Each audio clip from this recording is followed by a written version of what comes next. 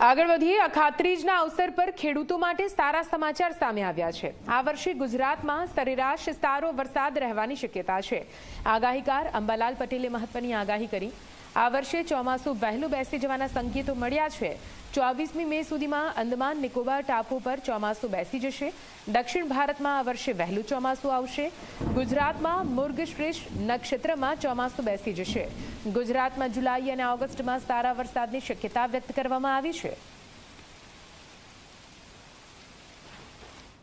અક્ષય તૃતીયામાં એ વણજોયું મુહૂર્ત છે અને અક્ષય તૃતીયામાં કૃષિભાઈઓએ જમીનની પૂજા કરતા હોય છે, હળની પૂજા કરતા હોય છે અને જમીનની પૂજામાં મુહૂર્ત જોઈને એ પ્રમાણે ગામના ટોળાથી વર્ણન કરીને અને આ પૂજા કરતા હોય છે। પણ ખેતરમાં વિશેષ ચાસ પાડીને એમાં પાણી દ્વારા કેટલાક અનાજ દ્વારા કરતા હોય છે। અક્ષય તૃતીયા એટલે એક સારો તહેવાર બધા માટે અને કૃષિભાઈઓ માટે અનોખો તહેવાર આ છે। આ લગભગ ગુજરાતમાં હવામાન 10મી તારીખે કોઈ ભાગમાં બદલાશે, પરંતુ તારીખ 11થી 14માં એક મોટો ફેરફાર આવી રહ્યો છે। દેશ ઉત્તર ભારતમાં તો ખતરનાક વરસાદની અને જે કહેવામાં છે થંડરસ્ટોર્મની એક્ટિવિટી થશે, ગાજવીજની, અને આ ખતરનાક જે સિસ્ટમો ઉત્તર ભારતમાં બનશે તેના કારણે વીજપ્રપાત પણ થવાની શક્યતા રહે છે।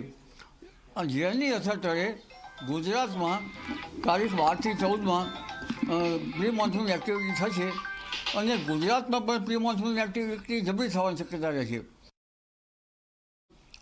લગભગ મધ્ય ગુજરાતના ભાગો, વડોદરાના ભાગો, ભરૂચના ભાગો, જંબુસરના ભાગો, મહારાષ્ટ્ર સંલગ્નના ભાગો, ઉપરાંત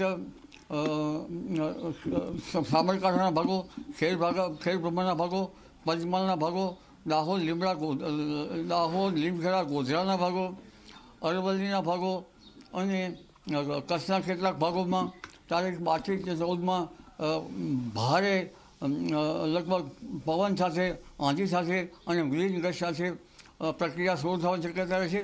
અને આ પ્રક્રિયાઓ ઉત્તર સૌરાષ્ટ્રના ભાગો, સૌરાષ્ટ્રના ઘણા ભાગો અને દક્ષિણ ગુજરાતના ભાગોમાં પણ રહેશે। દક્ષિણ ગુજરાતના ભાગોમાં વરસાદ થવાની પણ શક્યતા છે।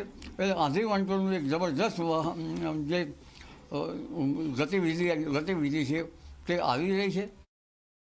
તારીખ 24થી લગભગ 5મી જૂન વચ્ચે પણ એક જબરદસ્ત ગરમી સાથે રોહિણી નક્ષત્રનો વરસાદ રાજ્યના કેટલાક ભાગમાં પડવાની શક્યતા છે। અખાત્રીજનો પવનનો જે કંઈક ઉલ્લેખ જોવા મળ્યો છે તે ઉલ્લેખ લગભગ રાજ્યના ઘણા ભાગોમાં નૈઋત્યનો જોવા મળે છે, કોઈના ભાગમાંથી પશ્ચિમ નૈઋત્યનો જોવા મળે છે અખાત્રીજનો પવન।